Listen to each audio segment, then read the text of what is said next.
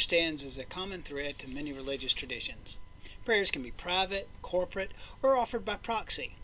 Within religions, prayers can be said silently, out loud, in languages not native to those gathered, as well as in unknown tongues.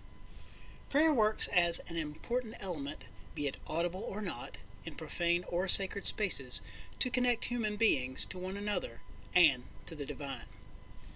I recently had the opportunity to experience sounds that precede an annual Kathina celebration and a common prayer a Theravada monk offers to lay Buddhists who participate. Mark Bonong of the Lao Wat in Riverdale discussed the Kathina ceremony as a specific community event. This event takes place following the rainy seasons of Southwest Asia. During the 3 months of the rains, monks do not leave the Wat. At the end, lay Buddhists bring new robes and other provisions to the monks as an act of karma building or merit making. Prior to entering the main ceremonial space and discussing the Kathina procedures, the monk provided some background information for me. I learned the Wat was established in 1988 by a refugee Lao community in the Riverdale area.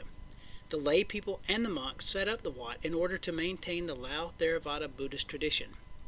From its inception, the Wat relied on contributions of the lay members to support the physical buildings and the welfare of the monks. In return, the monks propagate the teachings of the Buddha. In addition, the Wat sponsors activities to teach and promote Lao language and culture for the Lao community and other local residents. A total of 6 monks live in the Riverdale Wat. A prescribed set of 227 rules frame the daily schedule and other aspects of life for them and all Theravada monks around the world. Geography may dictate slight changes. For example, monks in the United States do not go out to the community and beg for their food. Monks follow a rigid schedule. An important component is reading from the Tripitaka, a collection of 3 sets of texts sacred to Buddhists. This includes the 227 rules for monks. It also has sayings of the Buddha and an explanation on the foundations for the path to enlightenment. For each monk, they have 3 saffron robes. Monks take only 1 meal a day, and they usually have that before noon. They do not cook, and all of their food is prepared and or donated by the Lao community members for merit making. Monks have regulations for personal grooming. They shave facial hair daily, and they shave their head and eyebrows once a month. I was delighted to receive a tour of the Wat.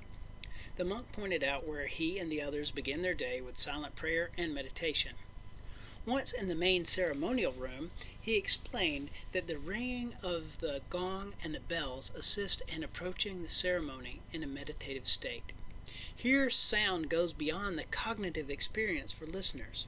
It helps to hone the effects of pious offerings and to accentuate the essential part of the lay person's merit-making activities. The monks sit on the riser that you can see here, and the lay people sit on the floor. Monk Bonong explained that the monks are no greater than the other people. All that they have that sets them apart is a greater knowledge of the Buddha's teaching, and this is not a social status differentiation. The monks lead the community in chanting of sacred scriptures and prayer, but they have no greater status than that.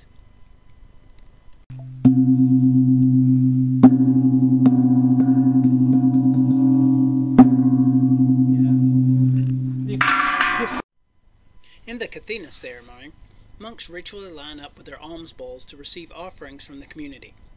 Monk Bonan then recited one of the prayers that is part of the celebration in return for the new robes and other offerings from the lay people.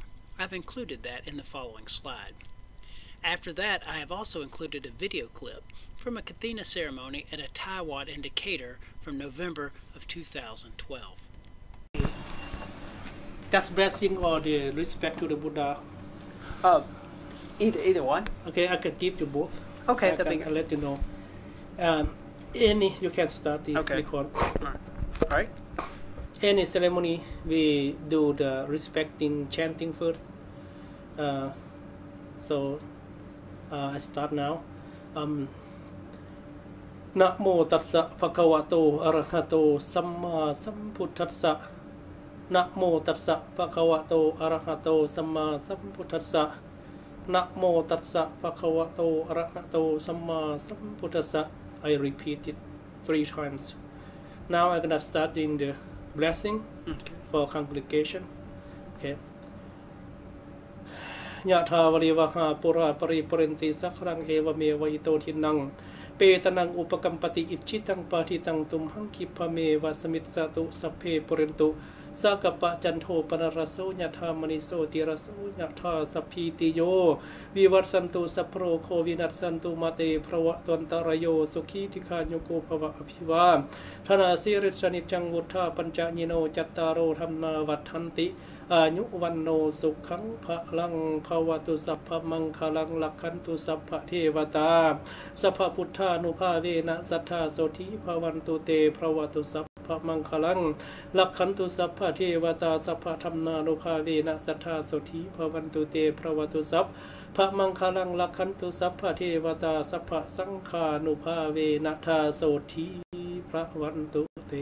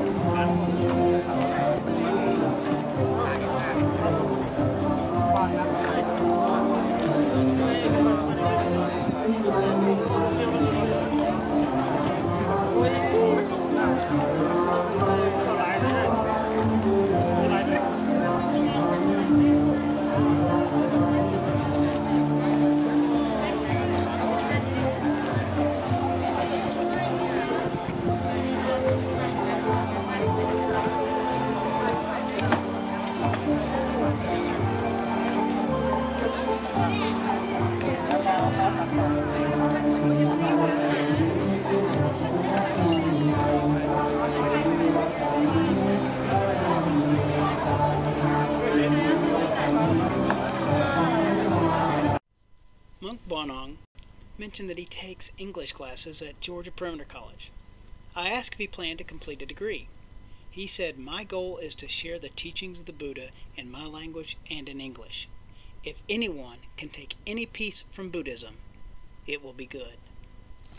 My discussion with the monk covered a wide spectrum of the work of sound, from bells to prayer. More than just auditory input, sound is multi-layered and operational in many ritual facets. As a spiritual tool, sound opens a gateway for individuals to interpret meaning, to serve as a symbolic offering, and a medium to commune and receive all at once.